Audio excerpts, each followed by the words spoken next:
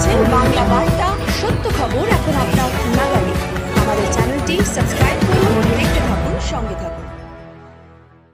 পশ্চিমবঙ্গের বাইরে বিভিন্ন রাজ্যে বাঙালিদের ধরে ধরে তাদের বাংলাদেশি বলে জেলে ভরা হচ্ছে। তারই প্রতিবাদে তৃণমূল কংগ্রেস পশ্চিমবঙ্গ রাজ্যের সর্বত্র জায়গায় প্রতিবাদ মিছিল এবং পথসভার আয়োজন করে।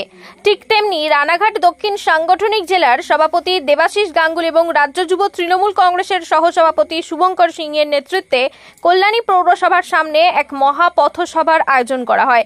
হাজারো হাজারো তৃণমূল কংগ্রেসের কর্মী কল্যাণী স্টেশন থেকে মিছিল করে তারা পৌরসভার সামনে জমায়েত হয়। সেখানে রানাঘাট দক্ষিণ শাখার তৃণমূল কংগ্রেসের বিধায়ক, জেলা পরিষদের সদস্যরা, পঞ্চায়েত সমিতির সদস্যরা সহ তৃণমূল কংগ্রেসের বিভিন্ন স্তরের নেতা নেতৃবৃন্দ উপস্থিত হয়। আমরা কথা বলেছিলাম চাকদা পঞ্চায়েত সমিতির সভাপতি অশোক কুমার মণ্ডলের সঙ্গে। বিস্তারিত জেনে নেব তার কাছ থেকে। আজকে রানাঘাট সাংগঠনিক জেলা তৃণমূল কংগ্রেসের ডাকে বাঙালিদের বিভিন্ন রাজ্যে যেভাবে অপমানিত হতে হচ্ছে তার প্রতিবাদে কল্যাণী শহরে আজকে যে মহা মিছিলের ডাক দেওয়া হয়েছিল, আজকে সেই মিছিলের হাজার হাজার মানুষ আজকে সেই মিছিলে তারা প্রতিবাদ করেছেন।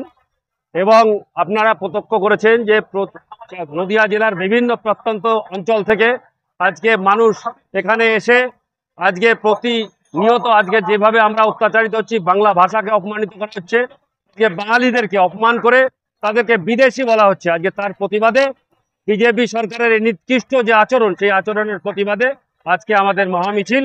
আমাদের নেত্রী মমতা বন্দ্যোপাধ্যায় কলকাতার রাজপথ বিশাল আজকে মিছিল করেছেন, আমরাও তার প্রতিবাদে কল্যাণকে আজকে মিছিল করলাম। 26 বলে কথা না, বাঙালিদের যেখানে অপমানিত করা হবে, বাংলাকে যেখানে বঞ্চনা করা হবে, তার বিরুদ্ধে একটাই নেত্রী মমতা বন্দ্যোপাধ্যায়, তিনি লড়াই করবেন, আন্দোলন করবেন।